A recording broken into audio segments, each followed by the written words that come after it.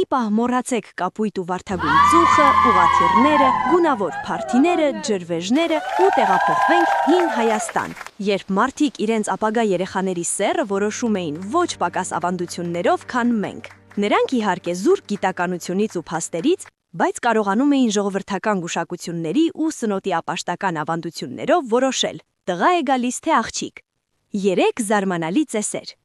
Երբ հղի հարսը քնած էր լինում, սկեսուրը գաղտնի աղ էր լցնում նրա գլխին։ Եթե արթնանալիս նա ձեռքը տանում էր շուրթերին, ապա մտածում էին, որ կծնվի տղա, եթե մազերին կամ այտերին՝ աղջիկ։ Մյուսը դանակի և մկրատի ընտրություն։ Հղիին խնդրում էին նստել 2 բարձերից մեկին, որոնց տակ թաքցնում էին դանակ տղայի դեպքում կամ մկրատ աղջկա դեպքում։ Վերջինը ճաշի ժամանակ հավի ոսկորը կոտրելու արարողակարգն էր։ Կավի կողի ոսկորը կոտրում էին հղին ու տանեցիներից մեկ ուրիշը, ում ձեռքում կմնար ավելի մեծ հատվածը, նա էլ կորոշեր սեռը։